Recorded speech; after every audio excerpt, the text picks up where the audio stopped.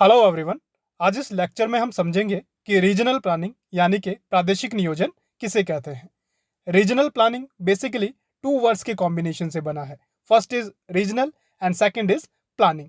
इसलिए regional planning को समझने के लिए हमें पहले रीजनल और प्लानिंग को अलग से समझना होगा। सबसे पहले बात करते हैं रीजनल की। तो ये वर्ड बना है रीजन से, जिसे हिंदी में कहा जाता है प्रदेश। तो चलिए समझते हैं कि एक रीजन क्या होता है।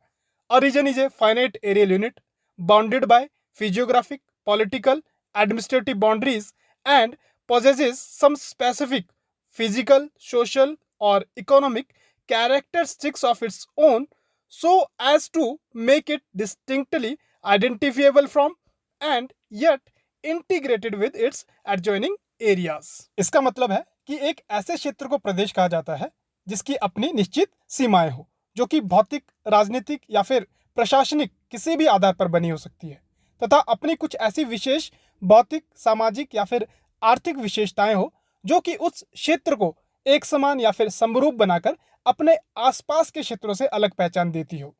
यहाँ पर यह जानना भी जरूरी हो जाता है कि किसी भी रीजन की जो स्पेसिफिक कैरेक्टरिस्टिक्स है यानी कि विशेष विशेषताएं हैं, वो इस रीजन को एक साथ बांध कर रखती है, यूनाइट करके रखती है तथा उसे एक अलग पहचान देती है। और इन विशेषताओं का प्रभाव ही जहां तक रहता है, एक प्रदेश की जो सीमाएं हैं उसका विस्तार भी वहीं तक रहेगा। किसी भी एरिया को रीजन कहा जाएगा या फिर नहीं कहा जाएगा, वो इस बात पर डिपेंड करेगा कि क्या उस एरिया में ऐसी स्पेसिफिक कैरेक्टरिस्टिक्स है जो उस एरिया को होमोजीनियस यानी कि समरूप बनाते हो और उस एरिया को एक साथ बांधकर यूनाइट करके रखती हो और उसे एक अलग पहचान देती हो। यदि वहां पर ऐसी स्पेसिफिक कैरेक्टरिस्टिक्स है तो वो एरिया को हम रीजन कह सकते हैं। और अगर वहां पर उस एरिया में ऐसी स्पेसिफिक कैरेक्टरिस्टिक्स नहीं है जो कि उसे एक समान या फिर एक समरूप बनाती हो, तो उस एरिया को हम रीजन की कैटेगरी में नहीं रख सकते। यानी कि हम कह सकते हैं कि सभी रीजन अपने आप में एरिया तो है, लेकिन सभी एरिया रीजन नहीं है। तो कहा जा सकता है कि प्रदेश एक ऐसा भौगोलिक क्षेत्र होता है जो कि समरूप व एक समान प्रकृति रखता हो तथा उसकी कुछ ऐसी विशेष विशेषताएं होती है जो कि उसे एक साथ बांध कर रखती है तथा उसे एक अलग पहचान देने में मदद करती है। आई होप आपको रीजन का मतलब समझ आ गया होगा। अब हम जानेंगे कि प्लानिंग यानी कि नियोजन या फिर योजना किसे कहते हैं। सिंपल वर्ड्स में कहा जाए तो planning means looking ahead and chalking out future course of action to be followed to achieve the perceived goal. इसका मतलब यह है कि किसी निर्धारित उद्देश्य को पूरा करने के लिए भविष्य में जो जो कार्य करने होंगे उनकी रूपरेखा तैयार करना ही नियोजन कहलाता है। अगर आपने कोई गोल फिक्स किया है जिसे कि आप फ्यूचर में अचीव करना चाहते हैं, तो उस गोल को अचीव करने के लिए आपको जो जो काम करने होंगे, जो जो भी स्टेप्स लेने होंगे, उन स्टेप्स की एक फ्रेमिंग करना या फिर रूपरेखा तैयार करना ही नियोजन कहलाएगा। नियोजन एक ऐसा कार्य है जिसे कि किसी भी उद्देश्य को पूरा करने के लिए किए जाने वाले कार्यों में सबसे पहले किया जाता है, क्योंकि किसी भी कार्य को वास्तविक रूप देने से पहले योजना बनाई जाती है, फिर उस योजना के अनुसार ही कार्य किया जाता है, जिसमें यह निर्धारित किया जाता है कि कौन सा कार्य कब करना है, कैसे करना है और किस कार्य को कौन करेगा। तो हम कह सकते हैं कि किसी गोल को अचीव करने के लिए फ्यूचर में जो भी एक्शंस करने होंगे उनका एक डिटेल्ड प्रोग्राम बनाना ही प्लानिंग कहलाता है। अब रीजनल प्लानिंग में जो प्लानिंग प्रोसेस है उसके बारे में बात करते हैं। ऐसा कहा जाता है कि जब किसी पर्सन की नॉलेज उस पर्सन का जो एक्सपीरियंस है और थॉट है उसके साथ कंबाइन करते हैं तो एक नया आइडिया निकल कर आता है, और इस नए आइडिया को रियलिटी में कन्वर्ट करने की जो स्ट्रेटजी है वो किसी भी प्लानिंग प्रोसेस का एक इंपॉर्टेंट पार्ट बन जाता है। तभी कहा गया है a well plan is half done. मतलब किसी गोल को फुलफिल करने के लिए आपने अगर अच्छी प्लानिंग की है तो समझ लीजिए आपका आधा काम हो चुका है और आप हाफ गोल अचीव कर चुके हैं। इसलिए रीजनल प्लानिंग में इस बात पर जरूर ध्यान दिया जाता है कि जिस रीजन के लिए प्लानिंग की जा रही है वहां पर मानव व भौतिक संसाधन कितने हैं, ताकि उस प्रदेश में रहने वाले लोगों की जरूरतों और संसाधनों की उपलब्धता के बीच संतुलन बनाया जा सके। रीजनल प्लानिंग में जो प्लानिंग प्रोसेस की फिलोसॉफिकल फाउंडेशन है वो पैट्रिक गैडिस के द्वारा ईयर 1923 में की गई, जब इन्होंने रीजनल प्लानिंग के लिए एक नया टर्म कॉइन किया जिसे जियो टेक्निक नाम दिया गया, जिसका मतलब है art of modelling and transforming the earth, यानी कि पृथ्वी को नया रूप देने की कला। इनके अलावा बेंटन मैके जो कि एक अमेरिकन प्लानर थे, उनके according perception, revelation, preparation and execution ये 4 बेसिक पिलर है प्लानिंग प्रोसेस के। परसेप्शन मतलब धारणा या समझना, जिसमें कि उस उद्देश्य की धारणा बनाई जाती है जिसे आप पूरा करना चाहते हैं। रेवलेशन मीन्स नेचर ने जो अपॉर्चुनिटीज प्रोवाइड की है और जो लिमिटेशन इम्पोज की है उसको समझना। प्रिपरेशन मीन्स प्लान यानी योजना बनाना, और एग्जीक्यूशन का मतलब है प्लान जो बनाया गया है उसको लागू करना। तो बेंटन मैके का मानना यह था कि किसी भी कार्य की शुरुआत दिमाग व विचारों से होनी चाहिए और उस कार्य को वास्तविक भौतिक रूप देने से पहले विचारों में उसका कई बार अभ्यास किया जाना चाहिए। इस प्रकार विचारों में निर्धारित किए गए उद्देश्यों को पूरा करने के लिए योजना बनाना तथा उन योजनाओं को वास्तविक रूप से भौतिक स्वरूप देना ही नियोजन कहलाता है। नियोजन को हम इस तरह से भी परिभाषित कर सकते हैं कि नियोजन मानवीय विचारों तथा उन विचारों पर आधारित कार्यों से संबंधित एक ऐसी प्रक्रिया है जिसमें कि लोगों के प्राकृतिक पर्यावरण को इस तरह से पुनर्निर्मित व परिवर्तित किया जाता है ताकि उसे लोगों के रहने के लिए और लाभकारी बनाया जा सके। To sum up, we can say that planning is a mental preparation for action. Planning is a forethought and action based on that forethought. Planning is a geotechnique or a geotechnology for transforming or reorganizing the region or space. Planning is a human activity of people, for the people and by the people. Planning is art as well as science. Planning is future oriented and optimistic.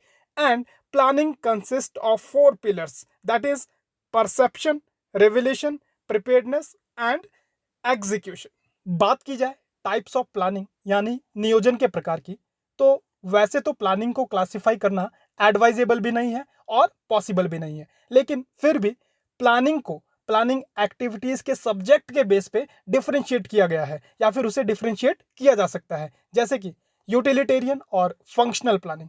Utilitarian और functional planning एक इस तरह की planning है जिसमें कि सिर्फ एक ऑब्जेक्टिव को फुलफिल करने के लिए प्लानिंग की जाती है। यहाँ पर सिर्फ एक निश्चित उद्देश्य को पूरा करने के लिए जो है वो ये प्लानिंग की जाती है, और वह उद्देश्य कोई भी एक हो सकता है, जैसे रोजगार उपलब्ध करवाना, सूखे की समस्या को दूर करना, बाढ़ नियंत्रण, शिक्षा का प्रसार, स्वास्थ्य सुविधाओं का जो एक अभाव है उसको दूर करना और लोगों तक शिक्षा और स्वास्थ्य की सुविधाएं पहुंचाना। तो जब किसी भी प्लानिंग का जो उद्देश्य है वो सिर्फ एक उद्देश्य होता है और उसको फुलफिल करने के लिए जब प्लानिंग की जाती है तो उसे यूटिलिटेरियन या फिर फंक्शनल प्लानिंग कहते हैं। नेक्स्ट है सेक्टोरल प्लानिंग, जैसा कि नाम से पता चल रहा है सेक्टर। तो यहाँ पर जब पूरी इकोनॉमी के किसी एक सेक्टर के लिए प्लानिंग की जाती है, जैसे कि एग्रीकल्चर सेक्टर के लिए प्लानिंग की जाएगी या फिर इंडस्ट्रियल सेक्टर के लिए प्लानिंग की जाएगी या फिर सर्विस सेक्टर के लिए, तो किसी एक सेक्टर को जब प्लानिंग के लिए चुना जाता है या फिर उसके लिए प्लानिंग की जाती है तो वो सेक्टरल प्लानिंग कहलाती है।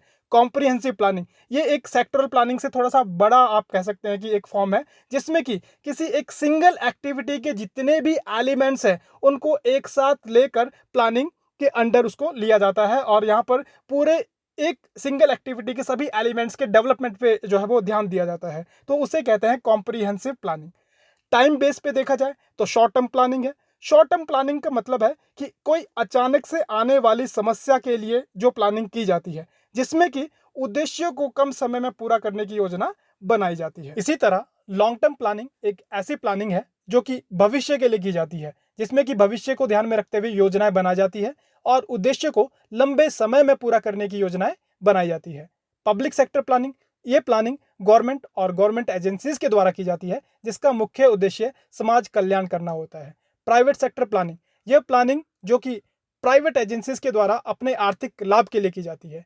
इसी तरह से एक और प्रकार है प्लानिंग का स्पेशल प्लानिंग यानी कि स्थानिक नियोजन, जिसका उद्देश्य मनुष्यों के लाभ के लिए धरातल का पुनर्निर्माण व रूपांतरण करना होता है। इसके अंडर डिफरेंट प्लानिंग को रखा जाता है, जैसे town planning, country planning, area planning and regional planning. Town planning यानी कि नगर नियोजन, जिसमें कि शहरी केंद्रों के लिए नियोजन कार्य किया जाता है। इसमें किसी सिटी के लिए या फिर किसी अर्बन सेंटर के लिए प्लानिंग की जाती है, तो उसे टाउन प्लानिंग कहते हैं। कंट्री प्लानिंग, ये एक इस तरह की प्लानिंग है जिसमें कि एक पूरी कंट्री के लिए एक साथ एक प्लान बनाया जाता है, जिसे हिंदी में देश नियोजन कहते हैं, जिसमें कि पूरे देश के लिए नियोजन कार्य किया जाता है।